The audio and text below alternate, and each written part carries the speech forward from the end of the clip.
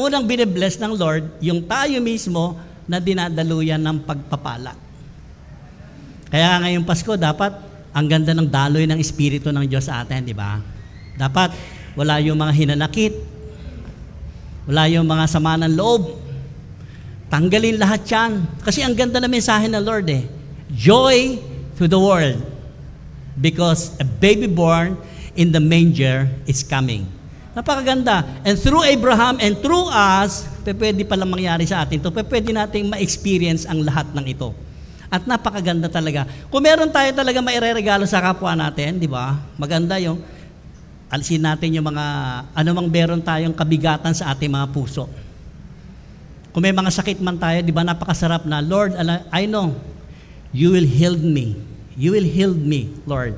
Pagagalangin mo ako, Lord, because I am your child of God. The next verse, ang daming promise kay Abraham. Ang sabi rito, therefore, the Lord Himself will give you a sign. Sign. Even in the prophet, sign. Ang sabi rito kay Isaiah, there is a sign. A virgin, the virgin will conceive and give birth to a son and will call him Emmanuel. So ano ba Emmanuel?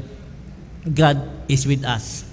Now that we are in day by day into Jesusness, pwede natin sabihin, Jesus is with us. Pakisabi nga natin, Jesus is with us. Yun naman talaga ang katotohanan. Si Kristo binigay sa atin. Libre. Wala pong bayad. Ang sabi ni Propeta Isaiah, a virgin will conceive, will be with child, and will give birth to a son, and will call him Emmanuel. And another prophecy kay Micah. Ano sabi kay Micah?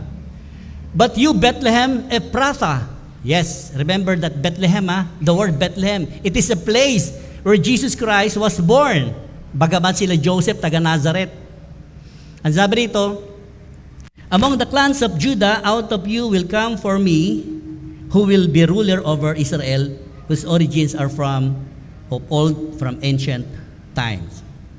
Now, ibig sabihin dito, sa Genesis chapter 12, itong mga propesiya ng mga propeta noong una, ang sabi rito, His birth was foretold and fulfilled, not a fairy tale. Hindi siya myth, hindi fairy tale, hindi gawa-gawa lamang po. It is true that there is Christmas na nangyari nung panahon pa nung sinauna. Kasi nga tayo kinalakihan natin yung mga, sinabi sa atin ng mga tatay natin, mga lolo natin, Pasko, ganito, no? Pero ang isang katotohanan na makita natin, ito ay nasabi na. And it was fulfilled. Kaya may katotohanan siya, hindi lang siya istorya lang. Tingnan natin yung susunod na verse. Si Luke po kasi, napakaganda ng kanyang details na pwede natin, iiba yung pagkakasulat niya talaga. Maybe Luke, nung mawala si Jesus Christ, remember that Jesus Christ was on the cross of Calvary, di ba? Anong sabi niya? Ina, inihahabilin ko sa iyo ang iyong anak. Sino yung anak na tinukoy niya? Si John. John the Beloved.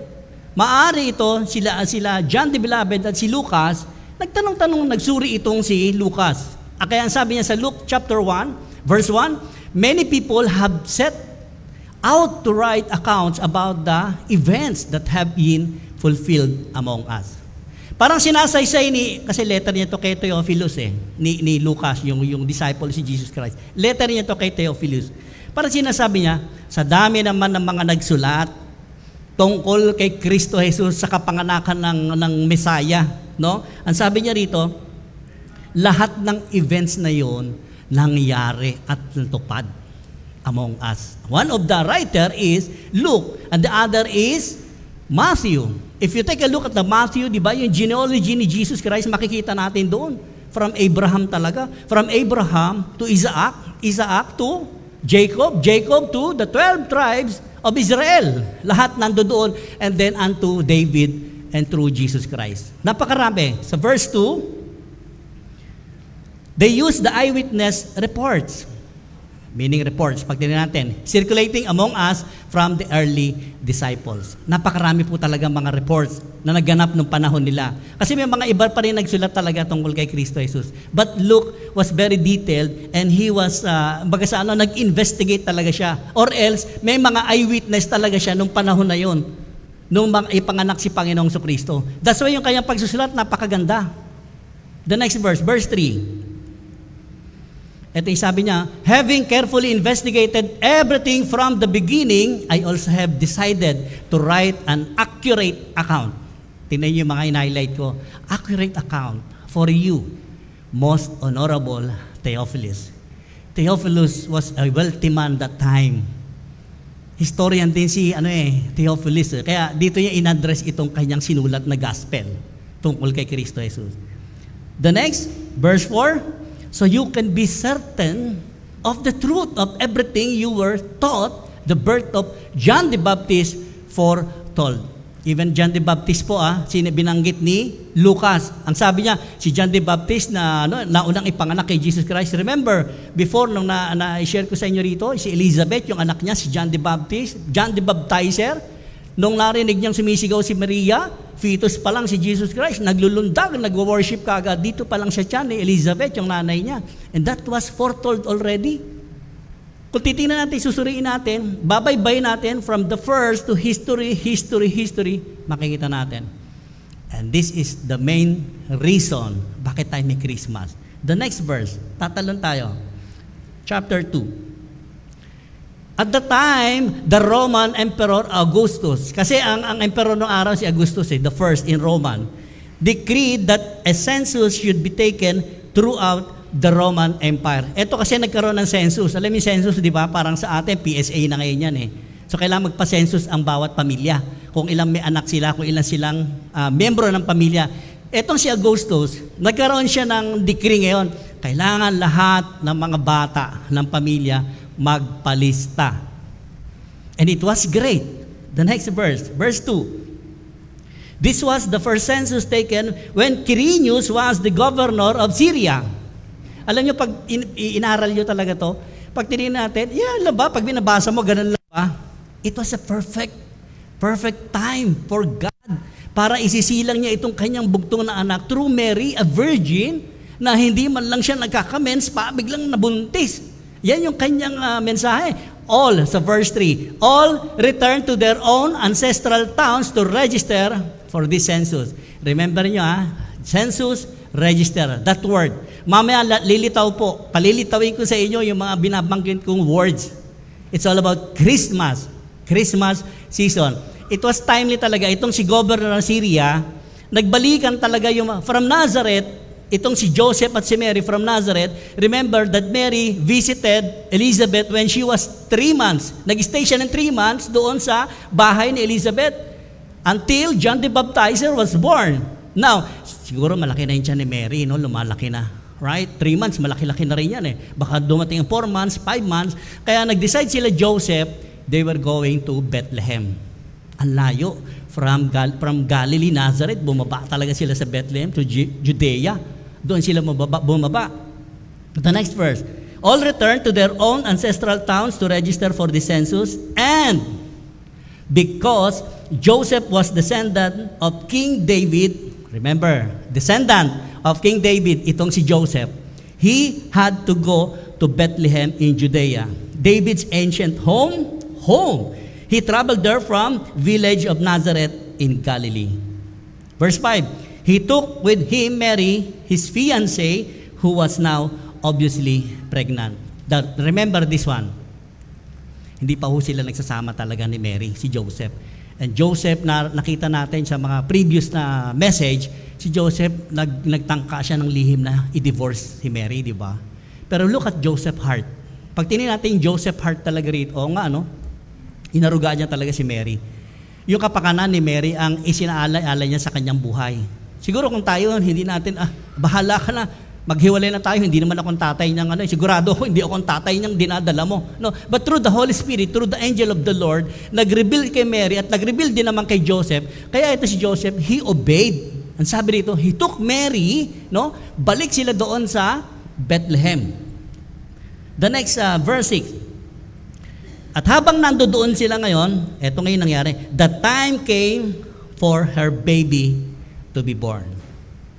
Pero ilang buwan sila nag-stay dito sa Bethlehem. And remember that Jesus was born, hindi siya ipinanganak katulad natin, nasa mga nasa mga Westlake pa tayo, mga hospital, no? Nasa mga private pa tayo. Tayo, bago mga nakiasawa natin, may mga card pa tayo, mga anak to, nakahanda ako kahit na cesarean ito, no? But how about Jesus? There are so many door closed nung panahon ni Jesus. Ang dami pong nagsara ng pintuan kay Jesus. Hindi ko kayo pa pwede rito. Puno ho kami. Close. Another door. Nagnanak sila Joseph and Mary. And it was the time for Mary to give birth for her son.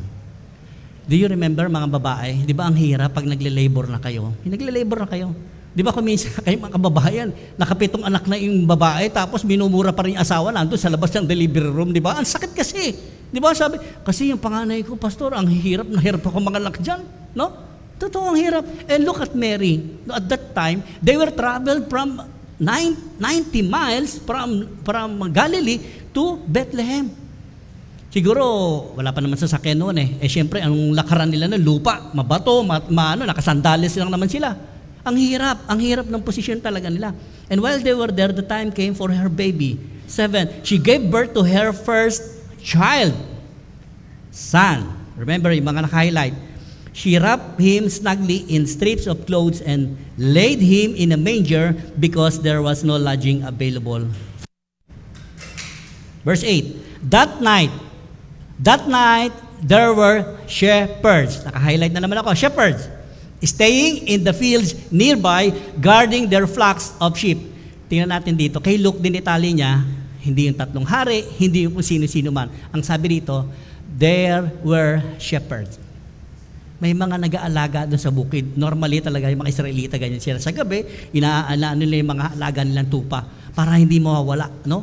Habang, tawag doon, inaakay nila lahat. Kailangan, pag matutulog, sama-sama. Meron dito nangyari sa verse 9. Suddenly, sabi rito, suddenly an angel of the Lord appeared among them, and the radiance of the Lord's glory surrounded them. So suddenly, sabi, biglang may nagpakitang anghel. The next verse, ano nangyari sa mga shepherd? They were terrified, but the angel reassured them, don't be afraid.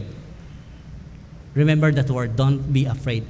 I bring you good news that will bring great joy to all people. Now, sa ibang rendition, pag tinan natin yung good news, alam niyo po yung, I will bring you good tidings. Tidings means yung magandang balita. No? Tingnan niyo yung mga reaksyon ng mga shepherd. They were terrified. Ibig sabihin, takot na takot sila rito. Because sa kanilang paniniwala, kapag ang angel of the Lord nagpakita, it's either judgment, right? Sodom and Gomorrah, right? There were angels coming to Abraham's tent, because gugunawin nila ang Sodom at Gomorrah. That's why ang reaction ng mga shepherd dito, they were terrified, natakot sila. Ano mangyari? Kaya baka husgahan na tayo. Yan ang kanilang But, kabaligtaran po, ang sabi ng angel, I will bring you good news that will bring great joy to all people. Now, nung panahon naman kasi sila, very specific lang naman yung mga kasabihan ng tao noon, di ba? For Israel alone. Yung sinasabing good news for Israel lang. Ngunit ngayon hindi, to all people. Kaya nilagay ko, to all people, sa lahat po ng tao. At tayong lahat po damay dyan. Hindi pa pwedeng sa Israelita lang. Tayong lahat ay damay dito sa good news na ito. At yung good news na ito, it will bring great joy. Pakisabi mo sa katabi mo, it will bring great joy. Right, great joy. And the next verse, the Savior, yes, the Messiah, the Lord has been born today in Bethlehem, the city of David. Nakita niyo yung propesiya, yung mga connection ng sinulat ni Luke dito, from Bethlehem to David, ang dami, Abraham, talagang makikita natin yung God's timetable. Yung God's timetable. Ang tagal na panahon po from Old Testament, Malakias, yung huling-huling propeta ng Old Testament, 1,000 years po or 400 years. They were all quiet. Wala silang propeta, walang nagsasalita sa Israelita na para sila balaan, sila pagsabihan, magsisi kayo lahat. Wala po. And it was all God's perfect timing. Alam niyo po sa buhay natin, kahit 40 years, 400 years, kinamatayan na natin yung promise sa atin ng Lord. Huwag tayo mawala ng pag-asa. Because God, meron siyang sariling timetable. Ang nangyayari kasi sa atin, mainipin tayo. And because we are always insisting yung same timetable natin sa Lord, mapapangunahan pa natin siya sa gusto natin, nakita natin dito, it was all perfect. Perfect plan for God. And because perfect plan, there is a perfect gift for all people. And that is Jesus Christ, who's born in the manger. Palakpakan nga natin si Lord. Ano sabi rito? And you will recognize Him by this sign. Ang kausap kasi ni angel of the Lord dito, yung tatlong shepherd. Yung nag-shepherd na mga tupa. Ang sabi rito, and you will recognize Him by this sign. Sign, the word sign. You will find a baby wrapped snugly in the strip of clothes lying in the manger. Verse 13. Suddenly, the angel, ito yung maganda, habang sinasabi ng angel dun sa mga shepherds, sabi rito, suddenly, the angel was joined by a vast host of others, the army of heaven, praising God and saying, ano sinabi nila? Glory to God. Basahin natin lahat sabay-sabay.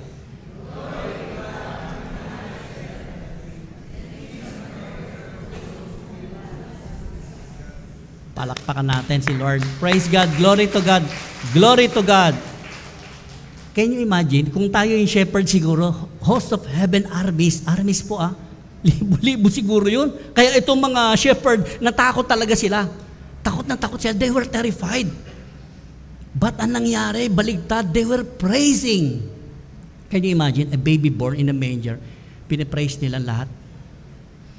Question, tayo ba, paano ba natin i-praise si Jesus? How do we praise and glorify Jesus? Kayo makakasagot niyan, personal lang po. It was a challenge for each and everyone. Is it true that this Christmas, ito lang ba yung halaga? Pagbibigay natin? Yes, pagbibigay, giving is the best one talaga naman. Pwede po yan. Pero deep in our hearts, if you try to ask yourself, paano ko nga ba talaga purihin ng Diyos? Can you imagine the vast host of armies in the heaven goes down, praising, give glory to that baby born in the manger. Sabi ko kanina, hindi, kaya naman panganak ng Panginoon sa isang magandang hotel, no? 5-star hotel, right? Tayong lahat, mapalad tayo. Pagkapanganak natin, nasa incubator ka pa, pinapalo-palo pa yung puwet mo, di ba? No? Tapos pinadededi ka pa. Ang dami nating advantage. While Jesus Christ in the manger. Verse 15, pagpapatuloy natin, when the angels had left them and gone into heaven, the shepherds said to one another, this is the most highlight na yung mga susunod na verse. Nag-usap-usap yung mga shepherd. Anong sabi nila? Let's go to Bethlehem and see this thing that has happened, which the Lord has told us. Siguro hindi pa rin sila makapaniwala, no? Puntahan natin para makita natin, mapatunayan natin yung sinasabi ng mga anghel. Kasi nag-alis sila yung mga anghel, pero nandun sa kanilang harapan, takot sila at iniisip nila kung ano yung pwede mangyari sa kanila. But this time, after the angel was gone, ang sabi nila, tara, punta tayo ng Bethlehem. Tingnan natin yung sinabi sa atin ng Panginoon. Parang tayo, di ba? Nagpakita na, nagpahayag na sa atin ang Panginoong Jesus. And we want to see. And that's true naman talaga yung attitude natin. See at the shepherd. We are just like shepherd. We want to make sure. We want to see, to believe. Tayong lahat, para tayong mga shepherd, na katulad natin, gusto nila makasiguro. Gusto nila makatiyak. Pero ang Lord natin, ibinigay. Walang bayad. So verse 16. So they hurried off and found Mary and Joseph and the baby who was lying in a manger. Yung picture ko kanina, ang ganda ng picture, di ba? Natagpuan nila doon sa isang koran, no? Ng hayop. Siguro, ang baho talaga. Di ba dito lang, pag may dumadaan ng truck ng baboy, di ba, ang baho? Can you imagine, mga kapatid, baka mas mabaho pa doon. Lahat ihi, dumi ng hayop, nandoon lahat. At doon lang siya hiniga sa parang damuhan. Kung titingnan natin, parang mga tuyong dayami, no? 17, when they had seen him, they spread the word. Ayun, I would like to focus dito. After seeing him, nakita ng mga shepherd, itong baby Jesus, sabi rito, what had happened and what the angel had said to them about the child. Ang sabi doon, they spread the word concerning what had been told them about this child. Ibig sabihin, ipinangalat po nila yung kaninang sinabi, good tidings, good news about the child. And verse 18, and all who heard it were amazed, and what the shepherd said to them? Tingnan natin. Siyempre, pinamalita nila. And this is what Christmas all about. Di ba may kanta tayo, C is for, ano bang kanta yun? Yung C, may mga acronym. Titingnan natin yan.